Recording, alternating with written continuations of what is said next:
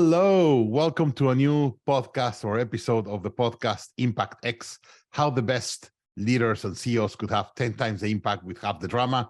And today we're going to be talking about brand of your company, your personal brand, and a lot about branding. And I'm here with Deb Gabor. Hey, Deb, how are you?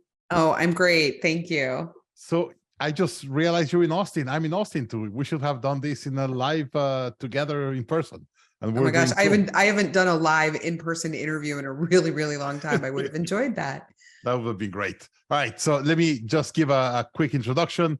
Leading expert doesn't describe Deb Gabor's passion for brands. More accurate, she's a brand guru, brand impresario, and brand evangelist. So we're going to talk a lot about brand, and not just the brand of your company, your personal brand. And indeed, she has a new book that she's going to talk a little bit about. That is the first interview she does on the new book. So this is brand new. She has written the book on branding twice, by the way. It's a best-selling Branding is Sex and Irrational Loyalty. She's the founder and CEO of Soul Marketing, a strategy-led marketing firm obsessed with solving major business and branding problems for clients in every industry. So you have a huge bio of the amount of companies: Microsoft, Associated Press, Dell, NBC Universal, NPR, NTT Data, Siemens, a lot of really big companies. And of course, you'll be featured in Entrepreneur, Forbes, Fortune, and all the big media in the world. You're a brand expert for many, many years. So let's talk about brand. Yeah, let's talk about brand. I love it. First, what's the name of your new book? Oh, my new book. Can I show everybody? Please. My new book. It's called Personality: Cultivate Your Human Authority to Ignite Irrational Brand Loyalty. I've told people this is my third book. If I had thought about it differently, I might have written this book first. It's kind of interesting. It's sort of like Star Wars. You know how the Star Wars saga, the movies that we saw when they first came out in the 70s when we were kids, like those are actually the future, and the rest of the movies are the past. It was the number 4, right? I think that's when the one you started. Yeah, exactly. So this is actually technically book number 1. I mean, it should be.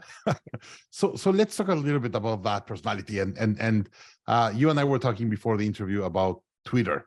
Twitter happened a couple of days ago that Elon Musk bought it, and it's a revolution internally. So what's happening, and how his personal brand and personality is impacting the strategy and the business of Twitter? Yeah, absolutely. Sometimes it's really good to start with just kind of framing the discussion with this concept of irrational loyalty, because it sort of it gives context to everything. So I talk about everything through this lens of irrational loyalty, and irrational loyalty is your brand relationship. And every brand, whether that's a human being or it's a company or it's an initiative, they have the power to create that condition of irrational loyalty. And what that is when people are so indelibly bonded to your brand that they'd feel like they were cheating on it if they were to choose an alternative, right? Yep. So most of the time when I talk to the people about brands that they have irrational loyalty for, they'll mention brands like Apple or Nike, or maybe the kinds of cars they drive and things like that. There's no other practice in business that we talk about a relationship as strongly as we do in brand. So this brand relationship, like a brand is a relationship, and it's a relationship that the organization and the people behind the organization have with everyone in the ecosystem of the organization. And so we'll get around to Twitter here in just a second, and I'll explain this. But that relationship is based on the values and beliefs of the people and the brand, and they use those values and beliefs as a magnet. It's like this very powerful attractant that attracts people to the brand, right? So you get that. And so when you behave on brand for your relationship with your customers, your relationship with your employees, your vendors, your investors, your community, you strengthen the relationship and you put positive equity into this emotional bank account that you all share. Right. And that emotional bank account, when it's way high in the positive, is the thing that prevents your brand from tanking when bad stuff happens. Right. So that's the concept of irrational loyalty. Now, what's going on at Twitter? I mean, it's so fascinating. Like, Elon Musk has made just an absolute spectacle of his purchase of this brand since he first announced it last spring. Right. Yeah. And so the most recent thing to happen is he, I guess the sale was official, on the 28th, Monday to Friday. He's taking over the company in the wake of an announcement that they're going to lay off 75% of the staff.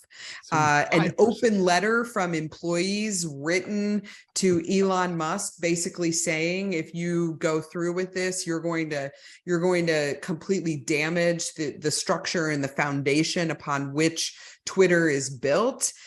What you have here is sort of that a broken alignment or a misalignment of values and beliefs between the new leader of the organization, his personal point of view. In some ways, he's using the platform of Twitter as a company and a brand to advance his absolutionist free speech points of view, which in many cases invite negative things to happen on the platform. You have an employee base, which, by the way, I don't know if you remember this tweet that Elon sent out back, I think last May, where he basically said in response to somebody else, he said that Twitter employees are largely left-wing. He made it very, very clear that he was not aligned with Twitter employees. So what you have here is you have a classic revolt, right? And so the brand relationship, if you believe in the idea, when I talk about brand, I talk about brand with a big B, with a capital B, not brand with a little b. Like brand with a little b to me is like your logo, your tagline, your colors, your marketing campaigns, your slogans, all of that kind of stuff. Big B is the strategic brand, which is the strategic foundation, the underpinning, the underlying foundation of your brand that expresses all of your values and your beliefs and your singularity, your uniqueness, and the relationship that you have with everyone in your brand ecosystem. And so what's going on at Twitter is a misalignment of those values. It's a real live, real life slice of today kind of example of what happens when you have a misalignment, and your employees are your front line to your brand. But Elon Musk has a really strong brand, and he's bringing that brand to Twitter. Mm-hmm. The problem is that the Twitter culture and brand, it's completely different from what Elon is bringing in. Yep. So you have that clash, and part of that's going to fire 75% of the people. I don't know if you saw, by the way, a couple of days before he even came in, he entered the office of Twitter to a meeting, like carrying a kitchen sink or something.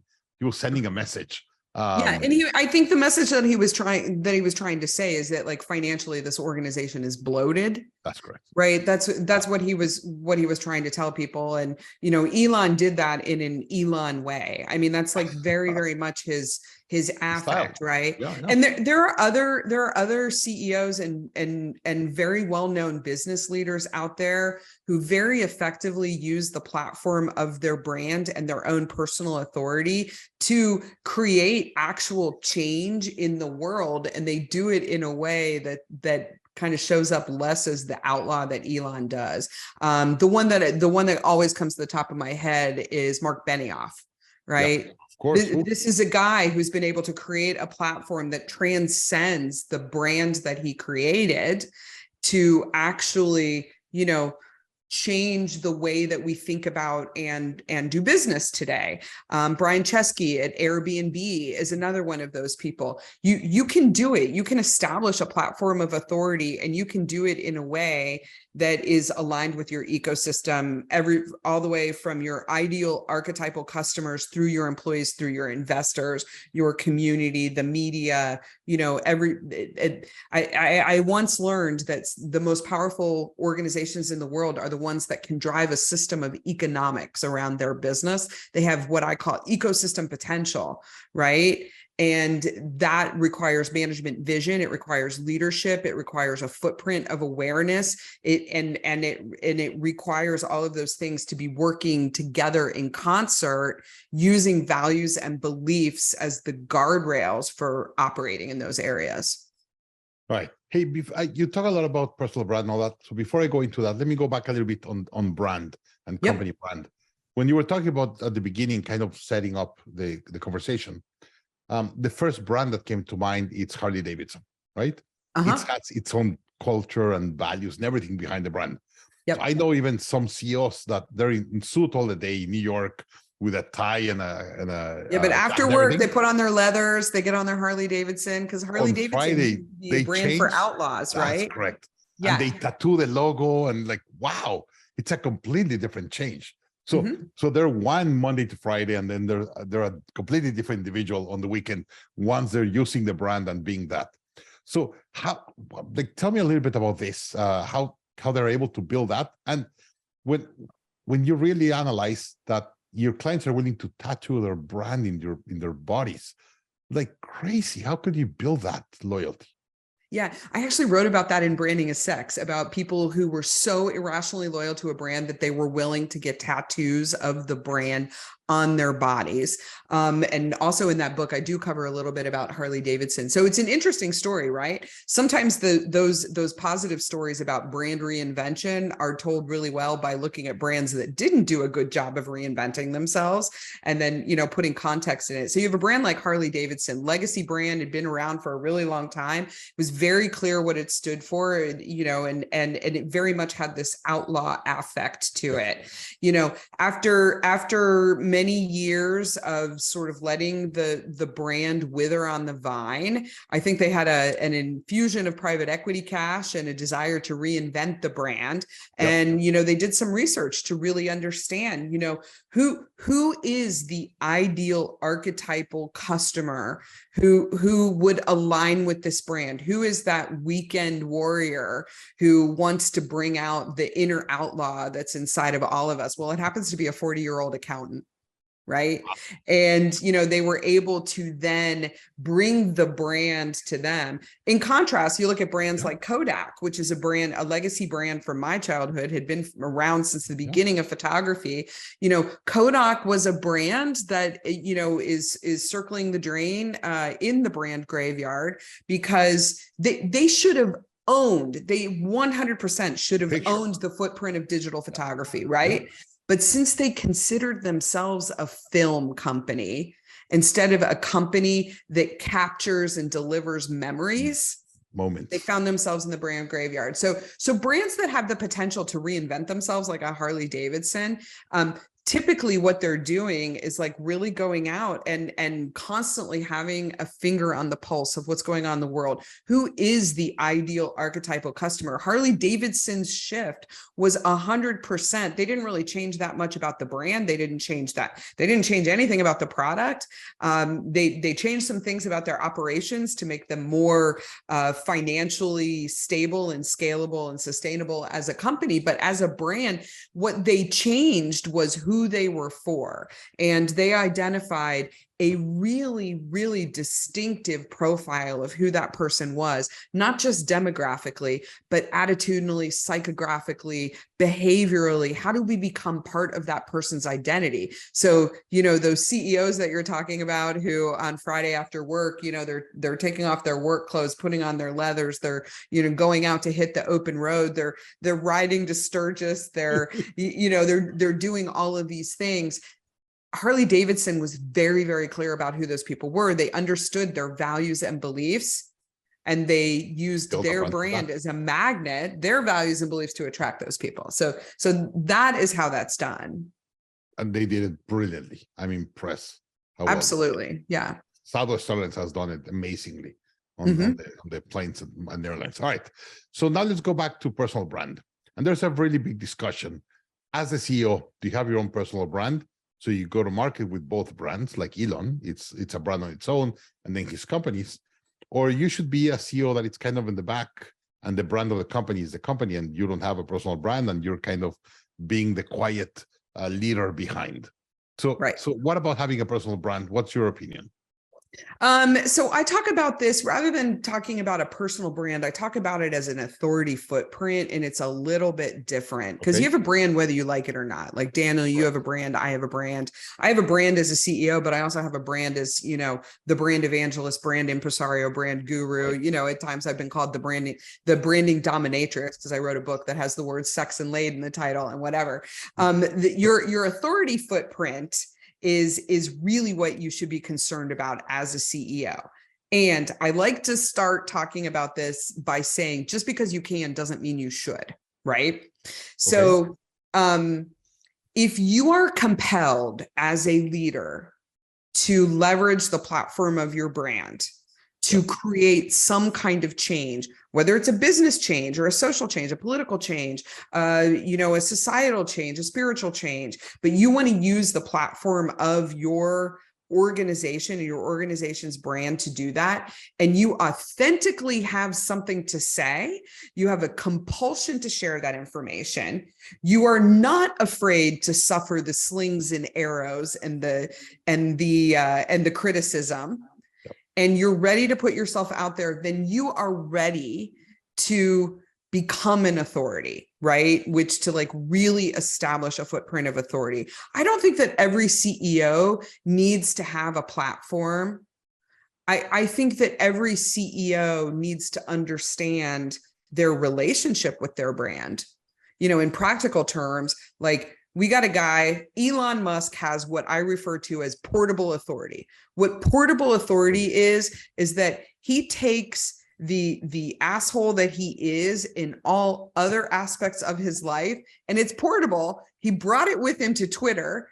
He's making a mess of it over there, and then he's going to take it to the next thing, the next thing, the next thing. The brand of Elon is all about Elon.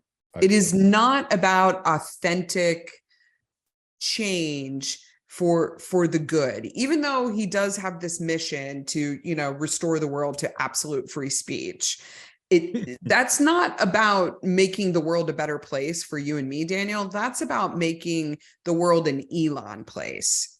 But there are real live, I mentioned Mark Benioff before from Salesforce. Like, this is a guy who has like a real authentic point of view. He, sometimes he's controversial.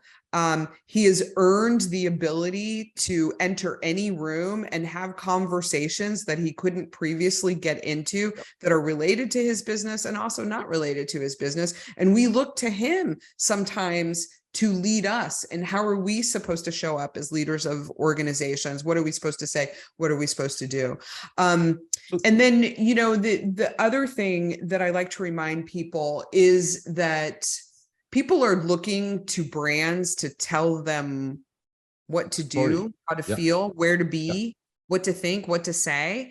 And if you look back, I mean, I hate talking about the pandemic because I'm like so over it, but like this new book, I open with the pandemic because it really was a turning point for authority.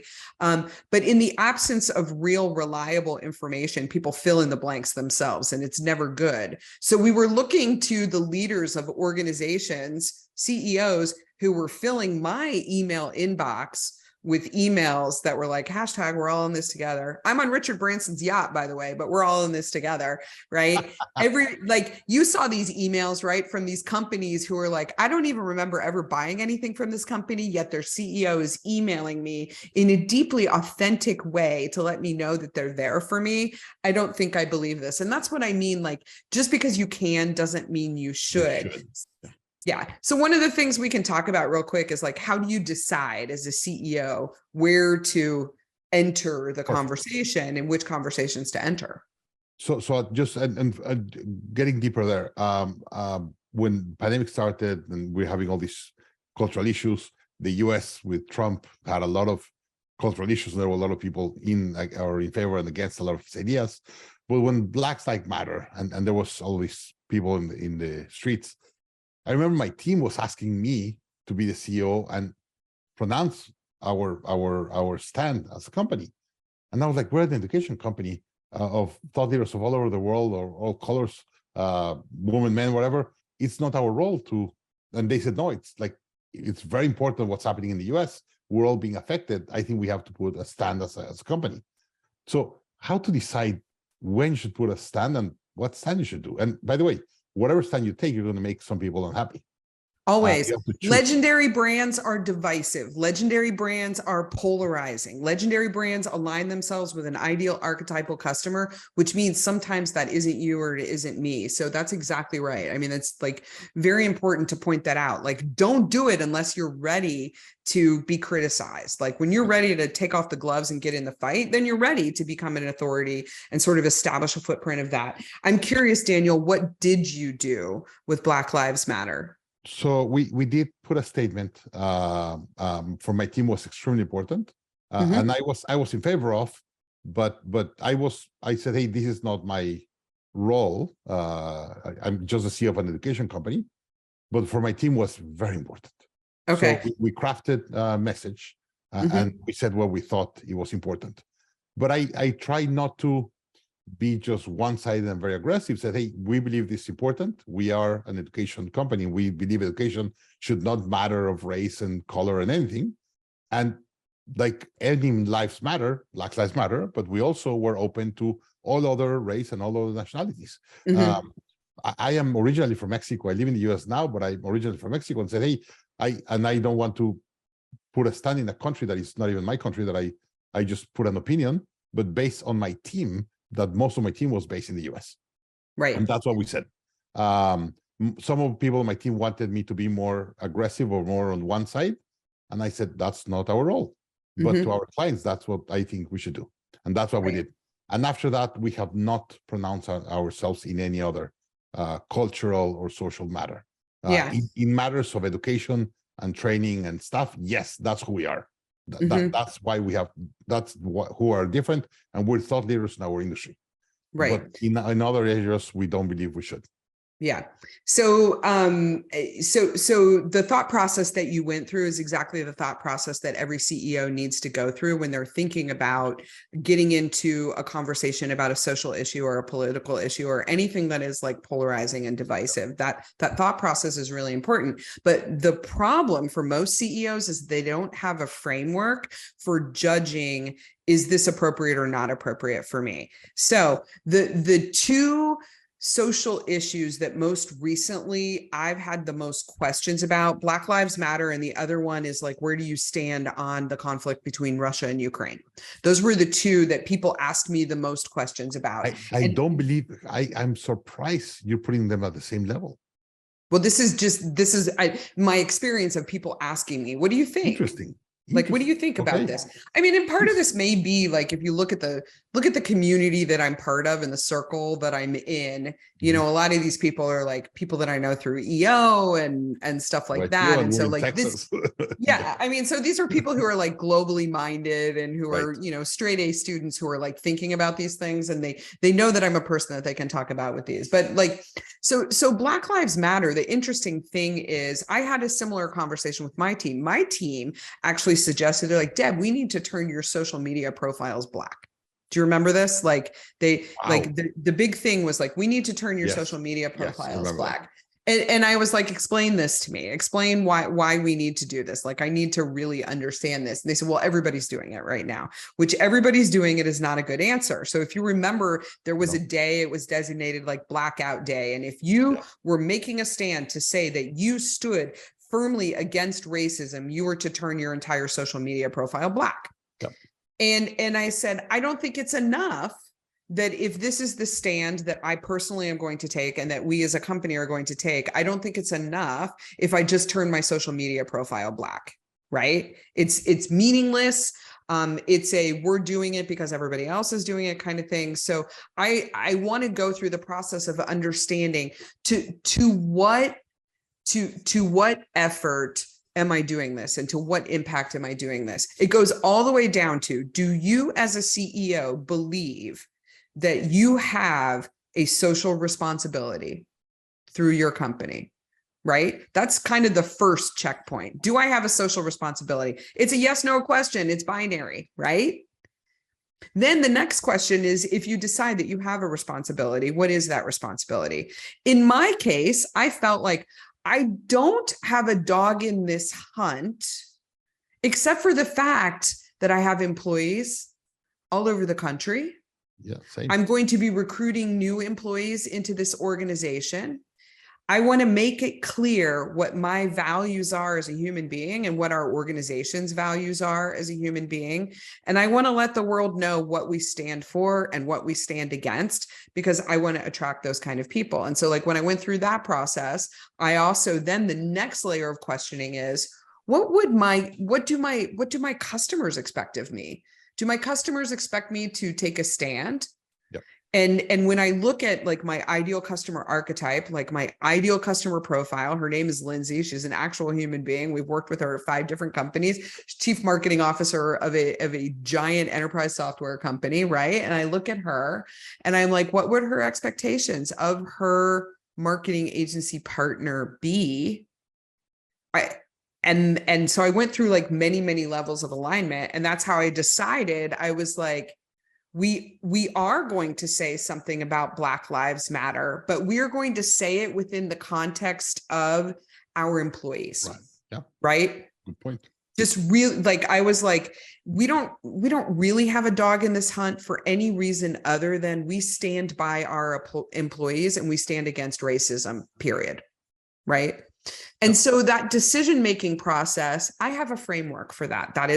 That's my core values as a human being, core values of my organization, my mission, my vision, like that sort of core ideology. But I also have my brand, which is all of that, inclusive of my relationship with the rest of the ecosystem, which includes my customers, my vendors, my, potential investors, the communities in which my business operates, organizations like yours and others where I have relationships, that I have to think about. And many CEOs don't have that framework. And, that's how authority can become negative and can become accidental, right? Likewise, when I said the 2 things people asked me the most about in recent months were Black Lives Matter and then conflict between Ukraine and Russia. And you're like, I'm surprised people were talking about conflict between Ukraine and Russia. But let me tell you why people ask me about that. Why? I work with a lot of software companies. A lot of software companies have Ukrainian workforce. Yes, big time. I have a great programmer in Ukraine that has done amazing work for us. Right. And so one of these clients that I work with, like they're a Ukrainian company that operates in the United States. And they were like, what do we say about this? We have to say something about this. If we are truly authentic to our brand and to our employees in the Ukraine and in the United States, then we must make a statement about this. And we must make a very, very bold statement, not a wishy-washy statement. Yep. And we're okay with turning people off when we do that, because what it's going to do is draw closer to us the kinds of customers who share our values and beliefs. Right. Right. Hey, we have a lot to talk. This I know we could talk about this forever. but let me to close, and let's imagine you made a mistake, or you have a problem, or your brand is not being what you want. What are the steps to reignite the brand? Like your brand is in trouble, or your brand is not strong enough, and you want to reignite your brand or realign your brand. What's the right thing to do? What's the right message of steps? I wrote a whole book about that too. That one's called Irrational Loyalty. It's the orange one with the dog on it. So I always say that if you screw up, you have to apologize. And there's a very, very particular way that you have to apologize. Number 1, show regard for humanity and take responsibility. I did this. It screwed up. I hurt these people, and for that, I'm sorry. That's the first step. Take responsibility, be accountable, show regard for humanity. I am sorry for the people I hurt with this specific action that I perpetrated, using active language. So like baseline. So take responsibility, show the world, what are you going to do to ensure that it doesn't happen again, right? Southwest Airlines, really good example. Southwest Airlines had a terrible accident on a runway where an engine blew off and it like went through the window and people were like sucked out of the plane. We're not still talking about it, right? We don't talk about it every day, like United Airlines dragging that poor guy out of a seat on an oversold flight, right? We talk still. 100%. Right. I talk about every time I give a keynote, like for the rest of my life, I will talk about it, right? But because they showed regard for humanity, they took responsibility, and the next step is to clearly communicate, here's exactly what happened or where we are in that investigation. They were very, very transparent about communicating that. And they communicated, here's our plan to ensure that it never happens again. And here's how we're going to hold ourselves accountable to this. And people came back to Southwest Airlines. Southwest Airlines, they branded love, they have a little heart. Yeah. It's even in their logo, right? Yeah. So the first thing, like if you screw up your brand, you have to handle the apology. in the right way, right? And then if you're looking to really reignite your brand, my recommendation is you got to go outside the organization. Get a 360-degree bead on what are the perceptions out there, and understand, like, what is the baseline? Who is the most bonded to you and why? What is your role and relevance in their life? How can you become part of their identity? How are you singular to them? How do you make them heroic in their pursuits in their lives? I do not recommend reinventing a brand without gathering primary data from the rest of the world. Like, understand what you're up against. This is what Harley Davidson did really well. They went out there and they're like, all right, there's a market for this. Who is it? How can we be relevant? What is our role in these people's lives? How do we become part of their identity?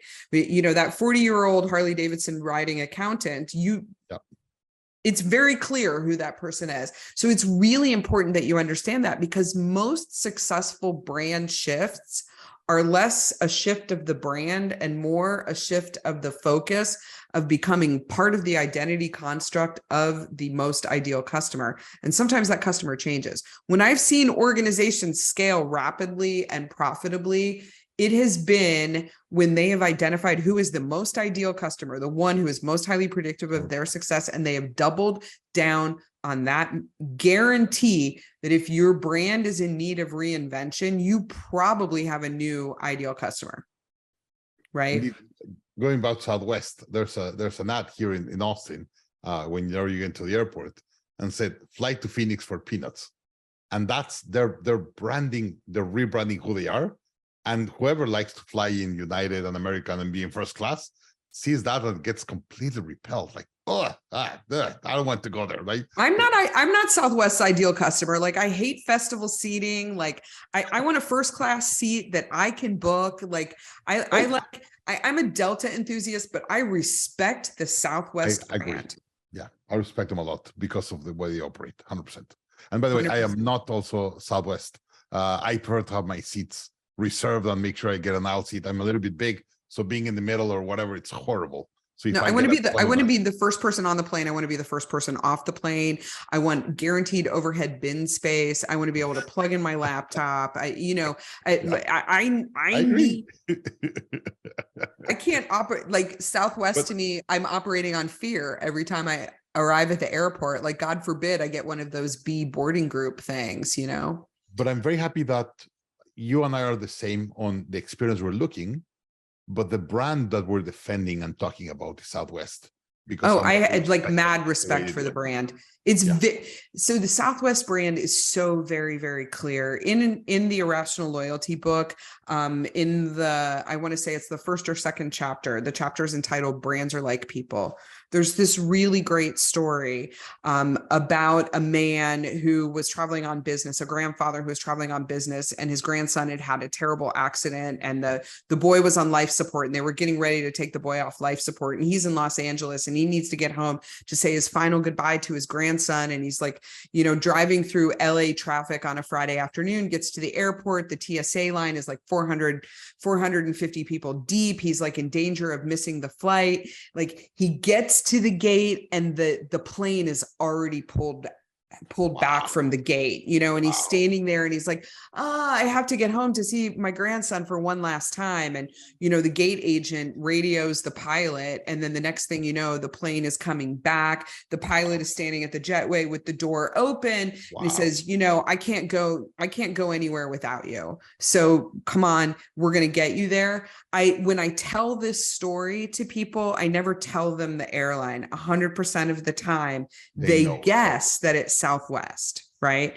That's when you have a really, really strong brand. And so, just sort of tying branding and kind of authority and personal brand together, CEOs need to understand that if they are going to go out there and they are going to leverage their own personal platform for the benefit of the brand, or they're going to leverage their brand for the establishment of an authority platform that creates change, where they can use their own impact to create change, either way, it's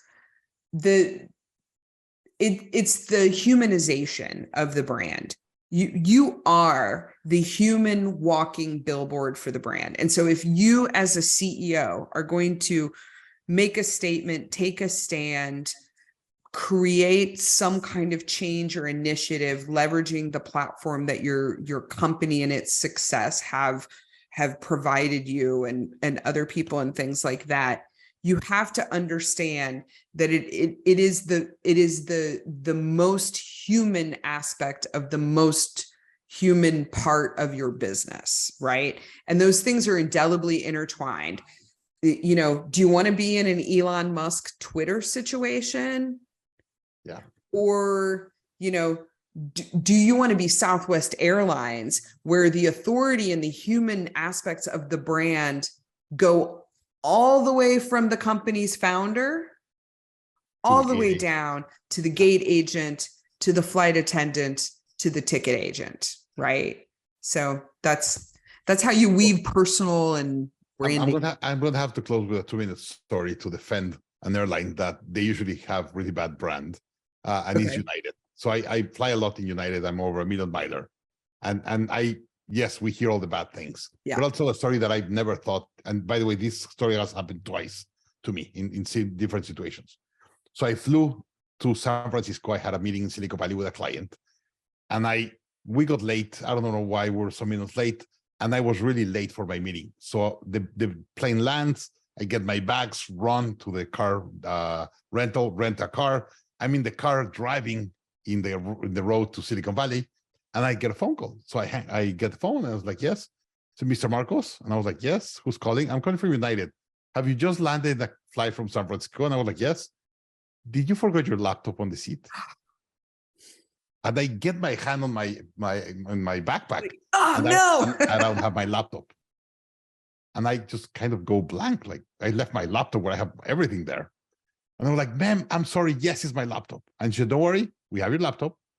We're going to get it to the personnel with the bags below, so you don't have to go through TSA again, and just go and pick up your laptop. Thank you very much. I'm turning around. So I turn around, and I'm kind of going back. Probably 10 minutes later, I'm getting into the airport and looking for a parking to leave my car. And I get a phone call again. Mr. Marcos? And I was like, yes. We're coming from United. They were like, ma'am, yes, I'm on my way. I'm just parking. No, don't park. We're going to get an agent to the curb to take your laptop out, so you have to park. Mm-hmm.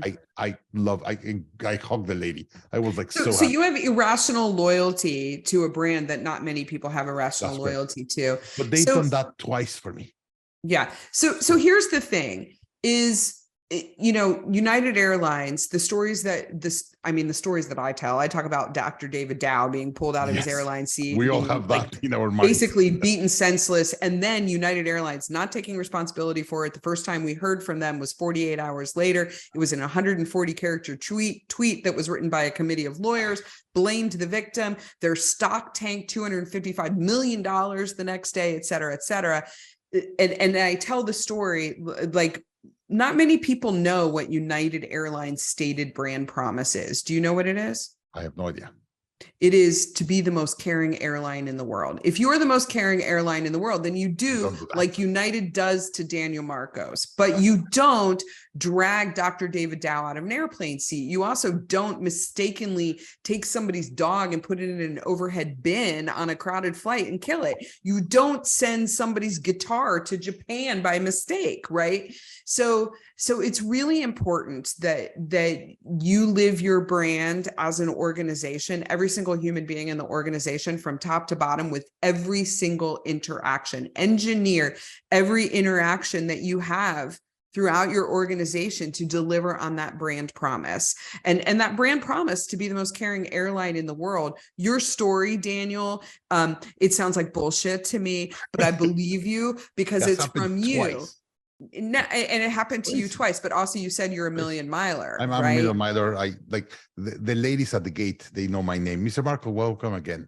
Right. That's I mean, I used to fly like the American Airlines flight from Austin to San Jose. The nerd bird, we used to call it. Like I would fly that like 2-3 times a week or whatever. They knew me. So I'm million miler on American. I still arrive at American thinking, how are you going to screw with me today? Right. However, Like, look at these brands in contrast with Southwest Airlines. You have two people here, not the ideal customer for Southwest Airlines, showing mad respect for this brand, deep understanding and empathy for this brand, a strong relationship with this brand, which I'm not a Southwest flyer, but I'm a Southwest investor. Right. Other things, you know, that are really, really important to understand is like what we're bonding with, Daniel, is not the Southwest product.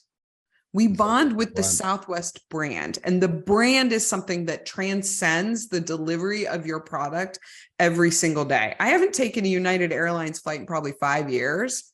Like I will go out of my way. I will travel to another continent and take and take a layover there to not fly United Airlines, right? However, like we're singing Southwest praises. I'm like, I freaking hate flying Southwest.